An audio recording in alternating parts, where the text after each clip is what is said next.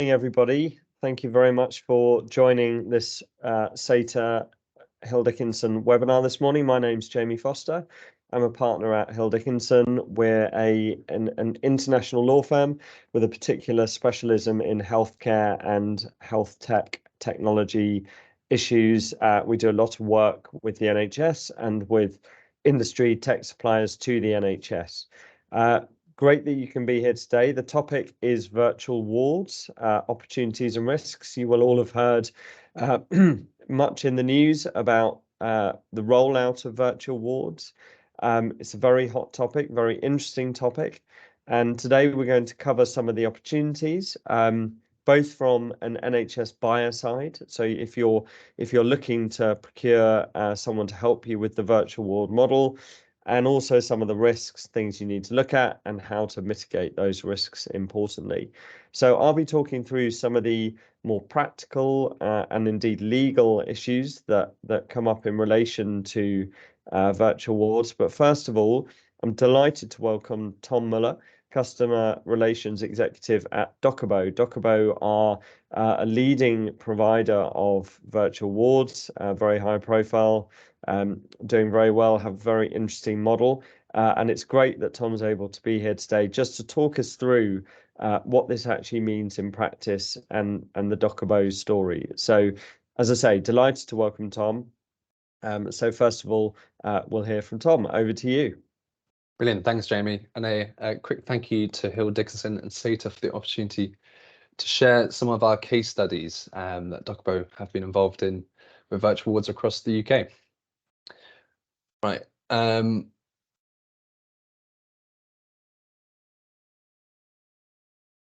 People piling in. Okay, so as a quick agenda, I thought just to cover off what virtual wards are. I think most people are fully aware of what they are now, so we don't need to spend too much time describing kind of those models of care. And then for context, I'll quickly cover off Doc at Home and how remote monitoring works in principle.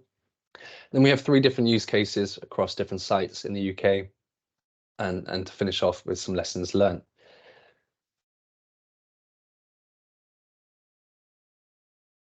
So virtual wards, funnily enough, are not something, or it's not a model of care that's exactly new. It's, as Jamie described it, a hot topic that's happened since COVID. Very much at the forefront of most NHS healthcare providers' strategy now. And the idea here is to enable inpatients from hospital to be discharged earlier than usual, so that they can carry out their kind of recovery at home with the knowledge that they're still monitored at home. Most virtual wards have deployed using a digital platform such as remote monitoring, but a lot of them actually don't, well, some of them don't use remote monitoring at all. They might rely on kind of visits or phone calls to patients, but a lot of the benefits associated to virtual wards do come from tech-enabled platforms. So in terms of virtual wards, the structure tends to be patients are referred and monitored for 14 days, and the patients will complete routine health assessments, which is then fed back to a multidisciplinary team. And the reported benefits of this, well, I strongly believe that there are a lot of benefits. Ongoing evaluation at the moment, with more studies being published on a kind of weekly or monthly basis. But for the most part, the benefits certainly to healthcare systems tends to be about freeing up inpatient capacity at hospitals. So by reducing the length of stay for inpatients, they can go home sooner, and thereby freeing up beds for more kind of elective recovery. In addition to that, you might find that larger cohorts can be managed by MDTs. Certainly in Liverpool, with the heart failure virtual wards, we have about 200 patients being monitored per nurse. So that's a massive efficiency gain. And then as a consequence of their better care management and better patient outcomes, what you tend to find is that readmission rates reduce, or admission rates to ED are reduced, thereby saving some money, but also reducing pressure on frontline services. As for the patient, well, being home sooner is much better. I personally hate being in hospital. So the thought of being able to leave hospital much sooner is certainly going to improve my satisfaction with the service. The idea of your risk of requiring a hospital infection is reduced.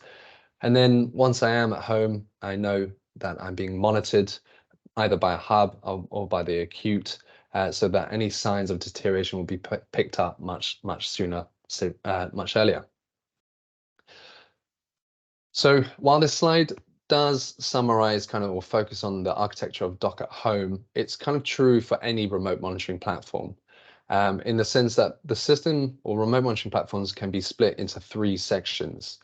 What you tend to find is an interface for patients. There's lots of different interfaces that a patient might use. One being the most popular is an app on a tablet. So for Docobo, it's an app called Docobo app, very original.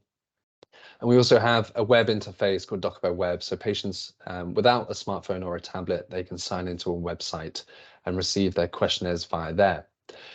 And some tech suppliers might have a specialist device. So for Docobo, that's called a care portal. It's a class 2A medical device. It records lead 1 ECG, which is a very popular device, certainly for heart failure patients. It's used extensively in Liverpool, as it enables, like I say, a lead 1 ECG to be recorded, but also allows the patient to review their questionnaires and review self-help content.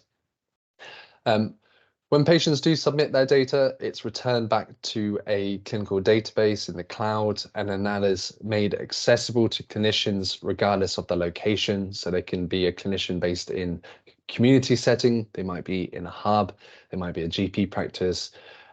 Regardless, all they need is a device with internet connectivity, and they can access the data either via a web portal. For Docobo, it's called Doc at Home vWard, or if they prefer, and indeed if an integration is already in place, they can go in via their primary or secondary care EPR system. And so that could be EMIS or something like Cerner, or if a ICS does have a shared care record, such as CareCentric, which is what GraphNet provides, they can access the data via there. With regards to sort of features that are commonly found within remote patient monitoring platforms, you'll typically find customized questionnaires that are tailored to the patient, their condition, or the pathway. And there might be a few surveys, such as patient feedback surveys, thrown in too. And then those questionnaires will be linked to individualized alert settings, so like BP readings, for example. Some platforms offer what we call multi-level monitoring, and that enables patients to be stepped up or stepped down to different pathways within the platform. That's key for keeping consistency. So if a patient is using Docobo app within a certain ICS, they can be moved up to a virtual ward, and then once the 2-week period elapses and the discharge, they can be moved back down to a long-term condition monitoring pathway. And that process for them is seamless. They're still using the same app, the same interface, and the same kit, so it's not confusing to them. And then we might have some additional features such as messaging, video conferencing, photos, that kind of thing, which I'll show some slides on shortly. With regards to what the patients actually complete on a daily basis, is, as I described, questionnaires, and we call those care packages. And a care package is a combination of primary and secondary question sets, and then linked to those are individualized alerts. You might have scheduled reviews as well, so that's the system prompting clinical reviews to the clinician in charge to say you need to call the patient and have a discussion with them about their assessments. And then we can also load in self-help content, so that could be videos or articles that'll appear through Docobo app. With regards to those care packages, we can schedule them on the system to appear at defined times of the day, so they can be on a daily cycle. Virtual wards do tend to be more intensive, so it's not uncommon to find questionnaires being asked 3 times a day, or in instances where monitoring doesn't need to be as intensive, such as long-term condition monitoring, it might be once or twice a week.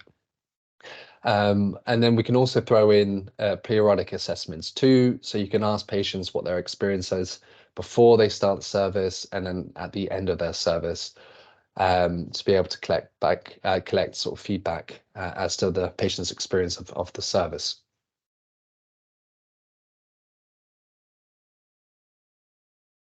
Just to highlight here, a few different examples of questions that we can ask on Docobo app.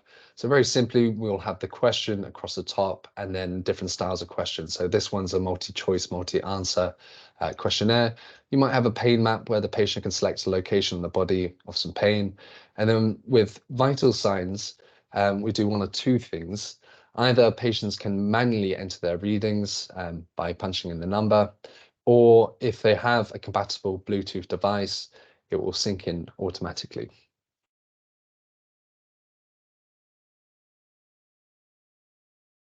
Don't need to spend too much time on this, but it's just to highlight that we can load in self-help content or educational videos. So if a patient needs a guide on how to take their BP, we can load videos into Docobo app, stream them. And then lastly, you have video conferencing as well, baked into the platform.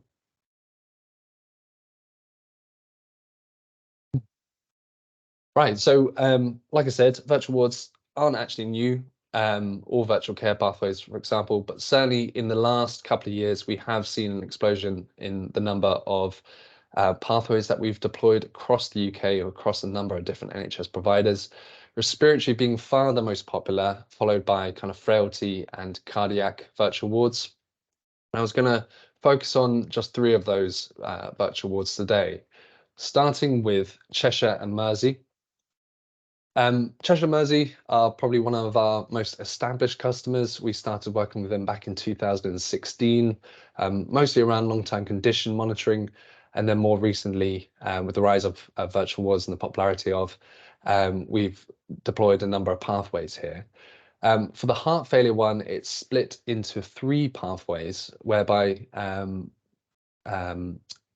inpatient heart failure inpatients can return home slightly earlier than normal.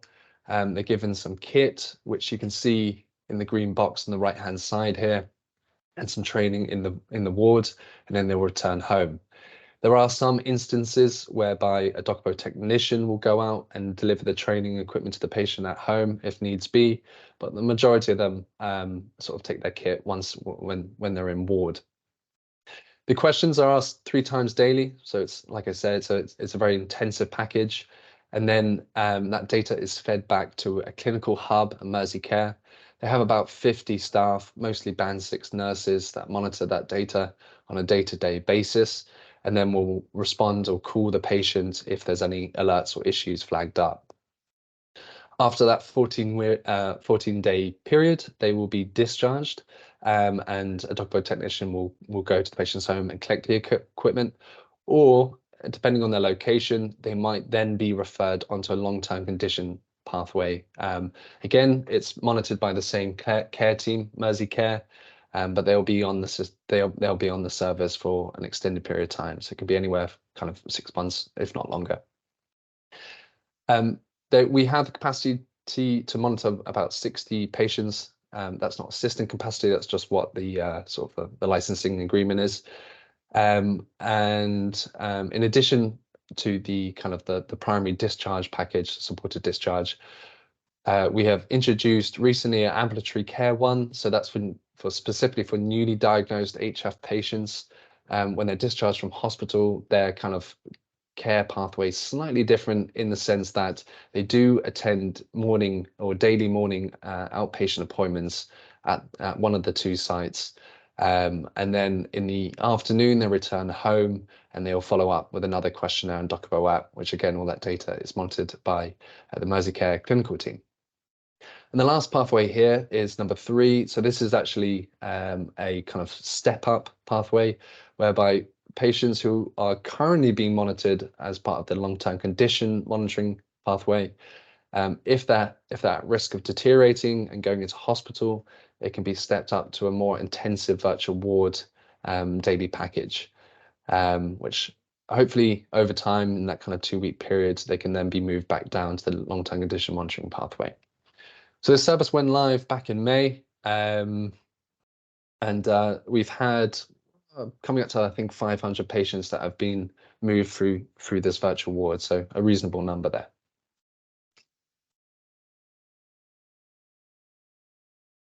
Next up, we have the palliative virtual ward looking after cancer patients in Warrington. Model is similar in terms of the referral pathway. You tend to have cancer patients being discharged from local acutes and they're returning home. That's not the only referral pathway, mind you. They can already be at home, but then be referred either by a community or a sort of a primary care team lead into the St. Rocco's Hospice virtual ward. So St. Rocco's are the team behind this virtual wards. They have about 6 Macmillan band, I think they're band 6 or band 7 nurses. And again, same model here in that the patient is monitored for 2 weeks. The questionnaire is slightly different in this scenario in that we use something called IPOS. That's not something that Docobo has developed. It's a well-known tool. It's called the Integrated Palliative Care Outcome Scale, and it helps measure kind of symptoms, concerns of the patient, and we account for sort of the physical, social, psychological, and spiritual aspects of the patient too. And that's monitored over a 2-week period. In addition to the IPOS questionnaire, we do have secondary packages that we add in. So they can be looking at kind of anxiety, depression, dizziness, or even questionnaires about a DOM visit. So if the patient requires a DOM auxiliary team to visit their home, they can request that via the app. And most patients are just given a smartphone, nothing else, quite straightforward. For those that have their own smartphone, they can just download Docobo app from either the App Store or the Google Play Store. So it's not all about equipment that we provide.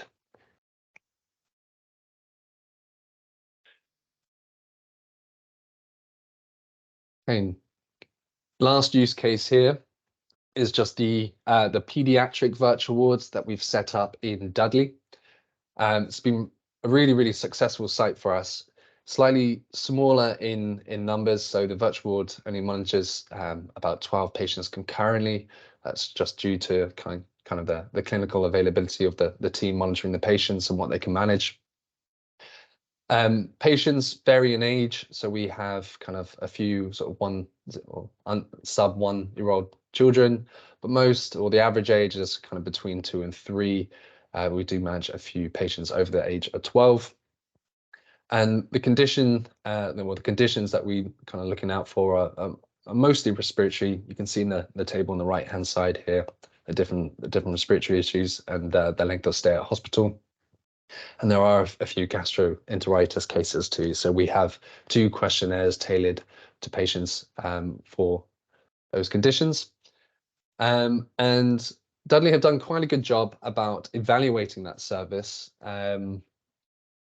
This was an independent evaluation that was published, I think, last September. You can find it online, or I can send links to the report. And it was looking at a cohort of 67 patients that were monitored. And you can see quite a substantial reduction in inpatient bed days, a reduction of sort of 2 days with a saving of kind of $3,000 per patient, which is impressive. A large number of ED and so that's emergency department and pediatric assessment unit visits were avoided. They weren't necessary because patients were being properly monitored at home. And I should say, for clarity, that it's the parents of the patients who tend to do the monitoring on the behalf of the patient, as of course some of them are very young. And then with regards to the saved visits, what they calculated was that there was a saving of, on average, 3 hours of clinical hours released. So really impressive stuff there. So lessons learned. Virtual wards, while they are a fantastic model, they do come with their constraints. So some advice to the NHS providers, but also to tech suppliers from our own experience here. Many of these projects have been delivered in a rush. There's kind of tight deadlines often set out by the tenders that we bid on. And sadly, they never put what the success criteria at the start of the project. So once these things do go live and they start evaluating these services, they're kind of trying to do it retrospectively. So it's really important to make sure, and it's clear to the project teams, to the operation teams, what success criteria you're looking for. So is it an improvement in patient outcomes? Is it reduction in admissions, that kind of thing? And then set about early how you're going to evaluate that Don't leave it to the last minute. A consequence of virtual wards is that patients are monitored for a short period of time, and you're going to see a massive demand in the kind of logistics side of that. So if the NHS is providing the logistics, so that's giving the kit to patients and then getting the kit back from patients and cleaning it once the patient is discharged, it's a big undertaking. For technology suppliers, again, it's a big undertaking, and it will likely make one of the most expensive components of a contract. So I've seen plenty of tenders coming out, and they've put a small budget against logistics, and it just makes it unfeasible. So really think about kind of the logistics side of it when you're going out to tender. The other side of this is the short nature of people or patients being monitored also means that your referral pathways really need to be embedded and properly communicated to the wider healthcare system. So often there is a lot of focus on getting virtual wards stood up live. Once they are live, you get a bunch of patients going on, and then over a period of time, you might see that the number of patients decrease. And that's purely because clinicians or whoever who are managing those services forget that these services are there, and don't put them onto the virtual wards, which is a great shame. With regards to IG, so information governance and security, well, again, these projects and standing up virtual wards have to be delivered in short time periods. So make sure that you have a lead, an IG lead, who understands kind of what DCB 160 is, what DTACs are, what DPAs are, templates are there ready to go, and you're working on those, because those are often the things that can delay go lives. And then lastly, that EPR integration. If you do need a remote monitoring platform to integrate the EPR system, properly spec it out. And those things cost as well. They can cost a fortune, mostly based on the pricing that EPR, sort of established EPR providers such as Epic, Cerner, or any of those providers, they'll have integration and maintenance fees to connect to the APIs. So make sure you understand what those costings are when you're going out to tender. Lastly, for the tech suppliers, so service management, it's a big job. Once you have a virtual ward live, it's not just go on to the next project. You have to support those services, and that includes technical support and refresher training. There's a lot of it. You need to give a lot of support, so make sure you have plenty of experienced and well-trained service managers to support those services once they are live. With regards to equipment, if tech suppliers are managing the logistics, often is the case that you need to have maybe same day or next day delivery, and then also budget within your sort of commercial schedule to make sure that you account for lost and damaged kit. There's so many, it happens so frequently to have smartphones returned without chargers and leads, or broken smartphones, or lost peripherals, and you need to have that in your model to account or to maintain the service levels that you're providing to the NHS. And then lastly here, with regards to product development, as you work with lots of different NHS providers, they all work in slightly different ways. They have different expectations as to what they want the system to do. So just make sure you manage those expectations, so you're kind of avoiding disappointment.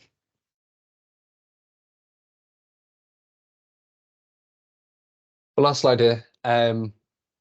Virtual wards is part of the model for certainly remote monitoring. There's a lot more we can do, certainly around virtual care, but it all hinges on the idea of any kind of face-to-face healthcare service that you think can be provided remotely.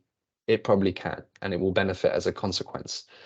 We have loads of different pathways that we can support. So traditionally, remote monitoring has supported long-term condition monitoring in the community, but now, certainly since the rise of COVID, virtual wards are really popular. So acutes are getting more involved in care in the community. So we're looking at pathways around admission avoidance and that kind of thing. And then with regards to conditions, I mean, it's technology. So at the end of the day, we're collecting data from patients, what their symptoms are, what their vitals are, so it can really fit around most conditions.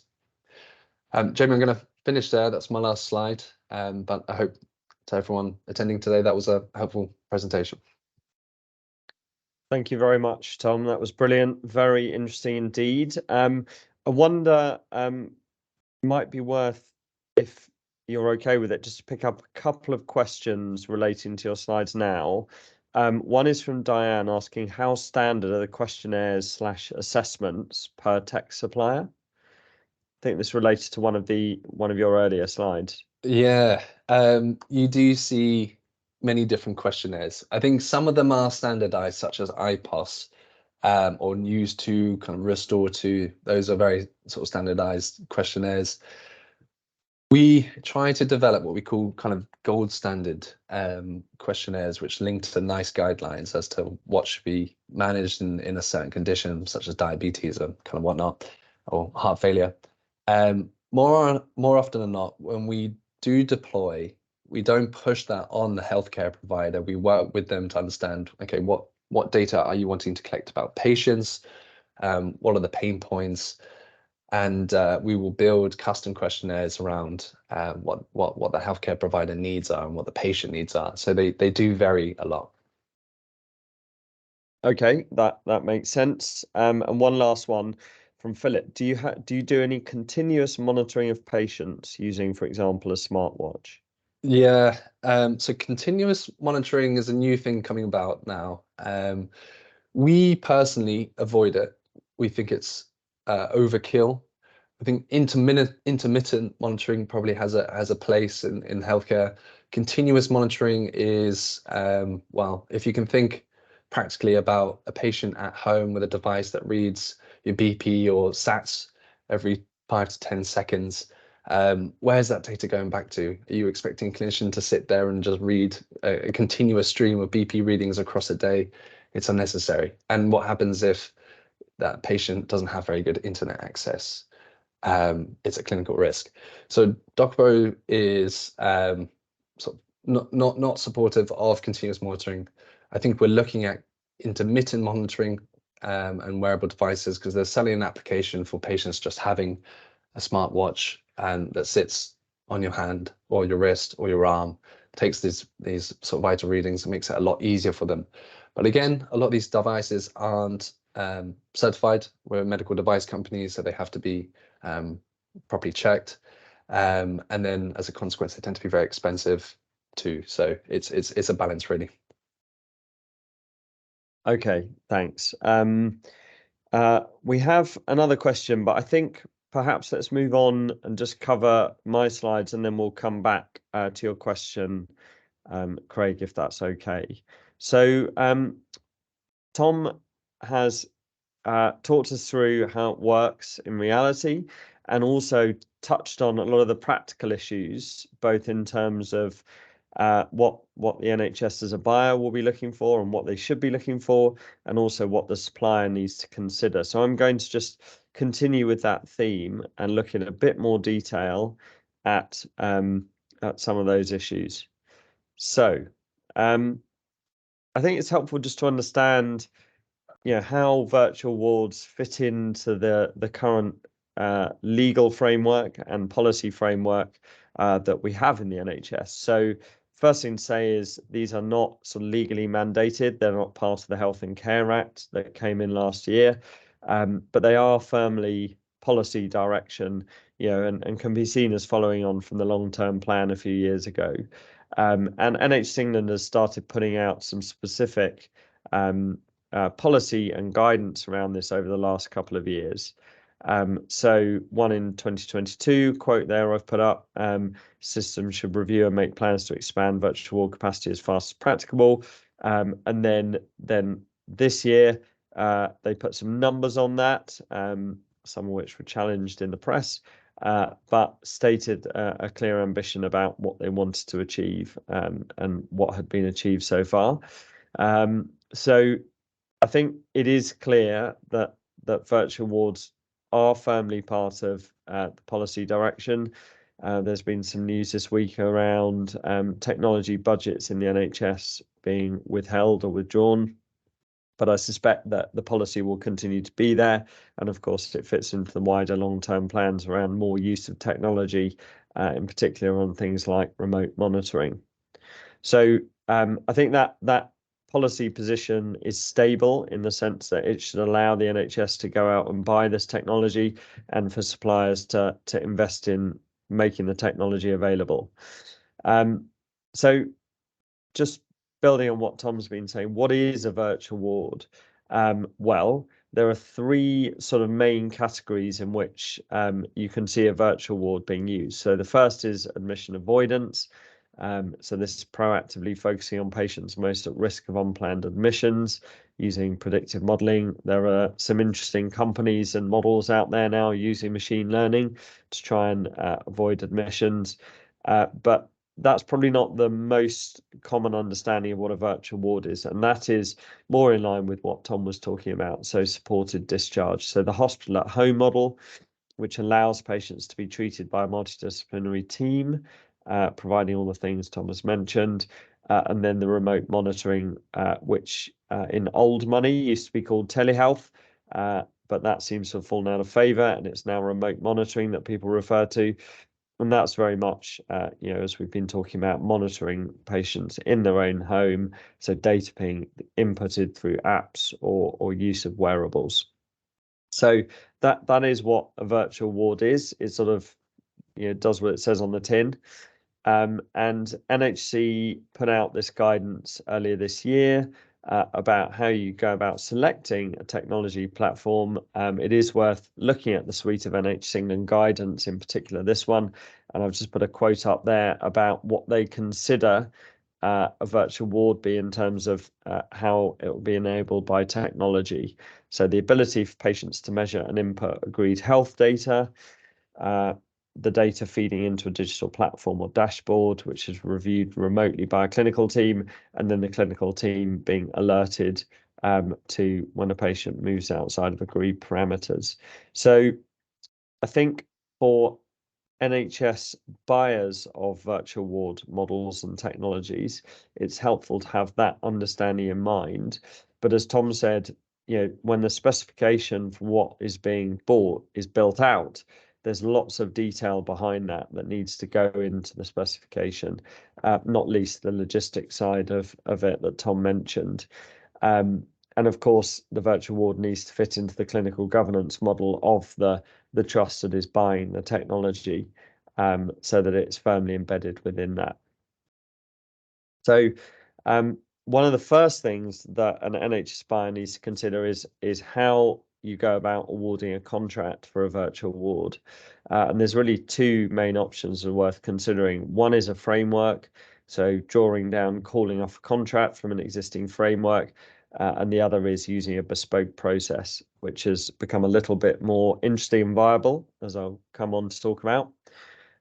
Just on the framework side, NHS England have reduced their recommended number of frameworks to 34. I think it was 57 until they went through that process. So 34 recommended framework agreements exist at the moment for digital and IT spend. And pillar 3, which I put on the right-hand side here, is perhaps the most interesting one for software, SaaS products, and apps, also used for EPR systems.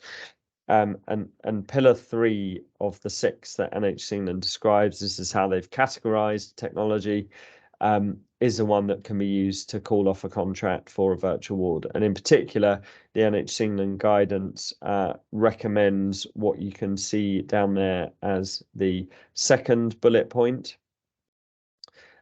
which is if I can just get it out, is the Spark DPS RM 6094 as being particularly appropriate for virtual wards. So good news about that. I think it's helpful that there are frameworks, and if suppliers can get on those frameworks, it makes it easier to be awarded a contract. But it's worth bearing in mind that frameworks are not the be all and end all. They are not always completely easy to navigate and implement. There still needs to be some thought put into exactly what you want to buy, to tailoring to some degree the specification and indeed the contract terms in some cases, although that's not really what is meant to happen under a framework, to make sure that they do accurately reflect what the NHS buyer is looking for. But the frameworks are there and they're useful. But the alternative is a bespoke process. So actually running a tender or making some form of direct award in accordance with procurement rules. And there may be particular reasons why you want to do that. It may be that none of the framework call-off contracts are actually suitable for what you're buying. And the procurement bill, which is going through Parliament at the moment, and in particular, as I'll come on to in the next slide, the provider selection regime are going to be very relevant to the NHS buying these models through bespoke processes. One final point I've put there, the last bullet point to note, is the social value and net zero requirements that are now built into NHS procurements. So as many of you probably know, 10% of minimum 10% of all marks in a procurement are awarded for social value, and it's up to the contracting authority to identify, excuse me, what the requirements are in relation to that. And the net zero agenda is particularly interesting because it's driving all suppliers to the NHS in time, no matter how big or small they are, or the contract that they're hoping to get is, towards having a carbon reduction plan and then being able to build on those carbon reduction plans. So social value and net zero are not directly applicable only to virtual wards, but I mention them because we're seeing them as very much a hot topic in relation to NHS procurements, including tech procurements at the moment. So I mentioned the provider selection regime, which some of you may have heard of. And this is changing with effect from 1st of January, the way that the NHS buys healthcare services. So whereas previously current procurement law in the form of the public contracts regulations had a default process, broadly speaking, of competitive procurement, the new provider selection regime, which is being introduced following the Health and Care Act, will make it easier for the NHS to award contracts directly without going through competitive procurement. So that is potentially very useful and relevant. But, and the cautionary note is, the PSR applies to healthcare services and to goods and services where the main subject matter of the procurement is healthcare services. What the PSR do not directly address is technology procurement. So broadly speaking, and this will potentially change as the way that the PSR operates plays out, but if an NHS body is buying a pure tech product, then that's going to fall outside the PSR, and existing public contracts regulations and in time the procurement bill will apply, and that will push the NHS more towards competitive procurement. Clearly tech is a very competitive market, so it makes sense that that would still need to be procured in many cases, and indeed NHS buyers may well want to run competitive procurements to find the best product. But it may be that if what is being procured is a healthcare service of which the technology solution is part of it, so the contract is more for an organisation to run the whole of a virtual ward. So the home visits, the testing, the nursing services, as well as the remote monitoring side of things, then that could well fall within the PSR and could be very relevant to using as a way of making a direct contract award. So that is really important and worth bearing in mind. First of all, for NHS buyers, when they think about how they're going to award contracts to virtual ward suppliers, but also from suppliers so that they're aware that there is this new flexibility. It's helpful to be able to go to potential NHS customers and say, look, we know that the PSR is here. This is what we're offering. You know, if we fit within it, you could award us a contract directly. So that's definitely worth knowing about. Just briefly to touch on the regulatory requirements and risks that you're going to see in relation to virtual wards, there are a number of key points here. It may be that if an organisation is providing a whole virtual ward model, as I've just mentioned, the CQC could be relevant if they're providing a regulated activity. But perhaps more relevant to most virtual ward models is the MHRA, so the Medicines Healthcare Products Regulatory Agency, who are going to regulate medical devices. So that will be physical devices, wearables, but also software as a medical device. So suppliers will want to know, will want to be able to say exactly what it is they have and how that complies with MHRA requirements. And the DTAC, which I've mentioned at the bottom of this slide, the new, well, relatively new digital technology assessment criteria, helps NHS buyers and suppliers to make sure that they are fully compliant with these things. Data protection compliance is clearly going to be important as well, and Tom touched on that. So you're going to need data sharing or processing agreements in place between the NHS customer and the supplier, and compliance with the data security and protection toolkit.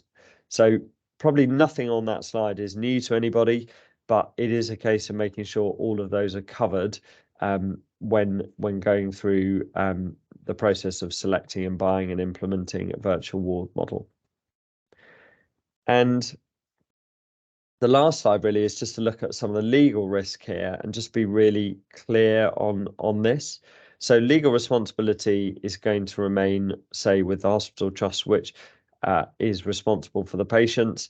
But then there is also going to be legal responsibility sitting with a supplier of a virtual ward model through what they do. So absolutely critical is making sure that the specification and the contract between the NHS and the supply is clear about those lines of delineation, who is doing what, because the legal liability will depend on which side of the line each party falls.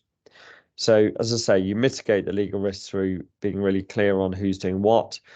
Then, of course, there are contractual protections that can be built into the contract, warranties, indemnities, and limitations of liability. And of course, insurance is essential as well. And the NHS buyer, as a buyer, is going to require that.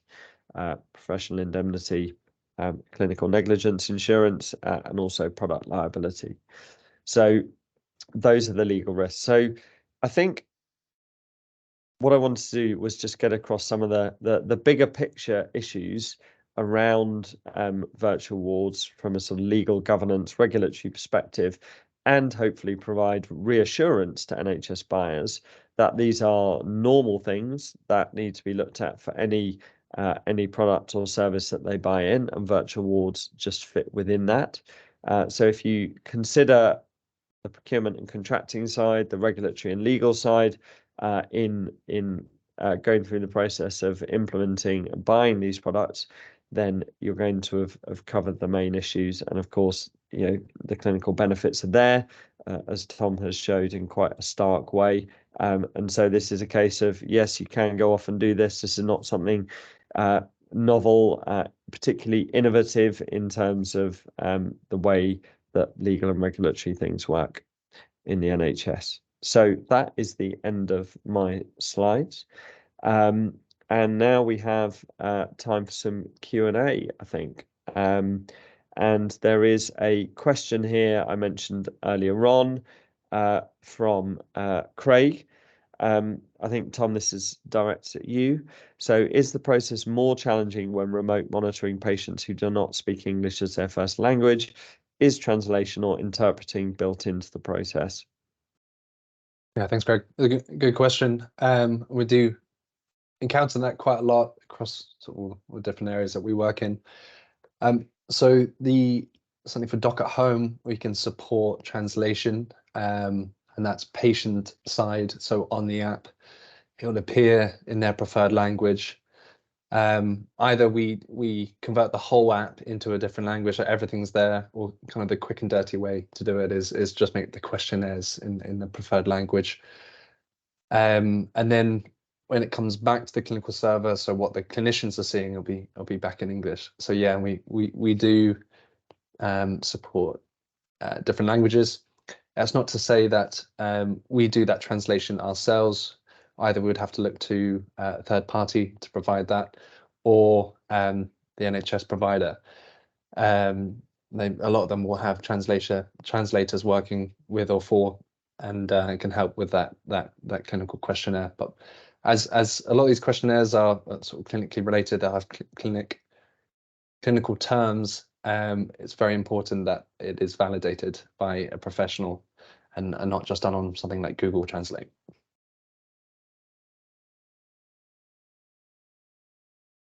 Great.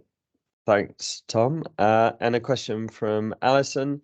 How often do the peripherals require servicing? It varies on the device.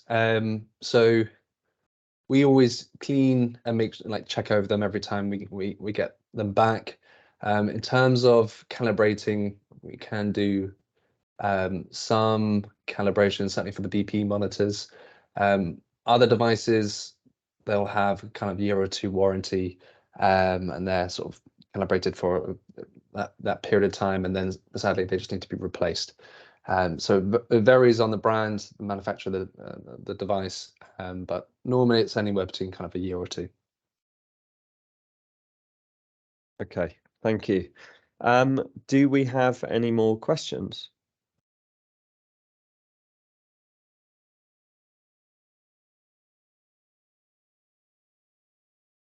Nothing so far.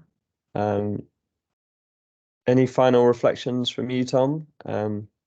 Seems that we've covered everything. No one has any questions. Oh, nothing further from me. Okay.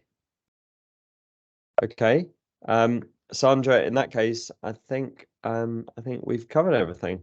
Yeah, if nobody's got any further questions, make the most of Jamie and Tom for the next 5-10 minutes. So if you can think of anything, put something in the chat.